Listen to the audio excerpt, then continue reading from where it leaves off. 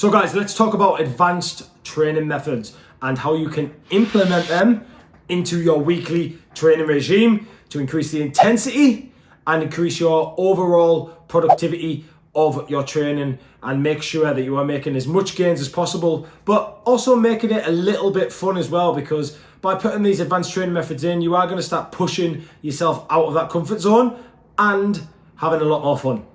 Let's get into it.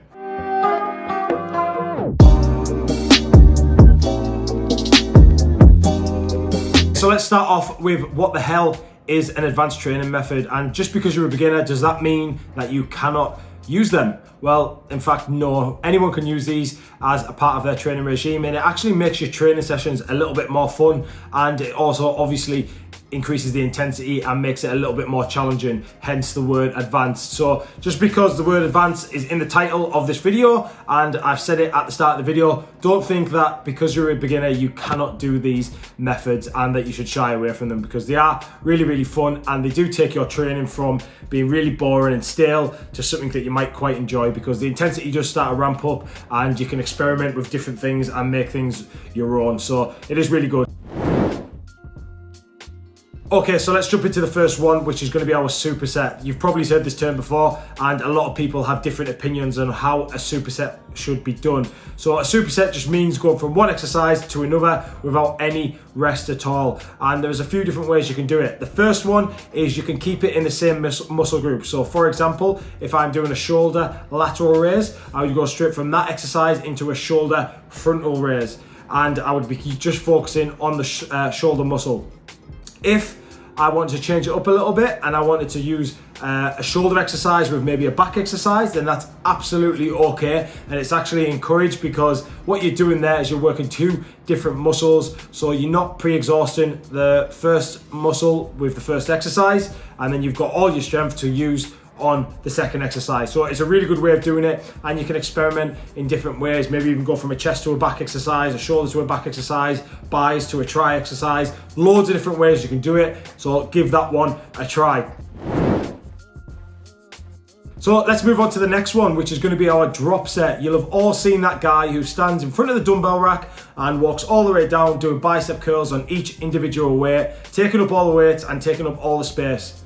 That guy is a knob. Do not do that. But what he's doing there is doing a drop set. So all you're doing is you're starting off with a heavier weight and you are incrementally going down the weight and doing the reps. So you're basically burning out the muscle and you're going to get a really good pump on. That is going to be your drop set. It can be done in loads of different weights. You can go down in 10% increments, you can go down in plate increments. It's totally up to you. Experiment with it.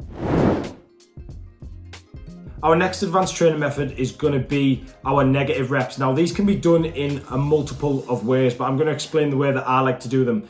So what you're going to do is you're going to do your normal repetition. However, when you come down on the negative part of the rep, the eccentric part of the movement, you are going to come down nice and slow, and I like to do it under a 4-second count. So you're really getting that stretch and going nice and slow on the bench press, and then you're exploding up. You can also do this and increase the weight. The reason why I say this is because you can lift a lot more in the eccentric part of the movement than you can in the concentric part of the movement. So realistically, if you can load the bar up and slowly lower the bar under the eccentric part of the movement, you're going to be able to make a lot more gains and withstand the weight a lot better than you would be able to in the concentric part. So without getting too complicated, you can overload the muscle a lot more by doing negative reps. However, I would advise having someone to help you and spot you if you're going to be doing something like that. The way I like to do it is I would just do a normal repetition on a heavier weight that I can do and that I can support myself, and I just really focus on the negative part of the movement and just count down 4, 5, 6 seconds at a time and just really feel that repetition and contraction in the muscle when it's stretching at the bottom. So negative reps, really good way of building strength and a really good way of changing it up and increasing the intensity of just a lighter weight if you wanted to do that as well. So the next advanced training method is going to be our tri-set. So there's lots of different perspectives on how you do this one, and the way I like to do it is I go from 3 different exercises. So it's a bit like a superset in a sense. However, we are doing 3 different body parts in the tricep. So we would go from a shoulder exercise to a chest exercise, maybe to a tri exercise would be a perfect example of a tricep, because we want to be working muscles that are all working in conjunction with each other. You don't have to do that. You could do a back, a chest and a shoulder exercise and just mix it up a little bit. It's like what I said before with all of these sort of advanced training methods. Make them your own and mess around with them.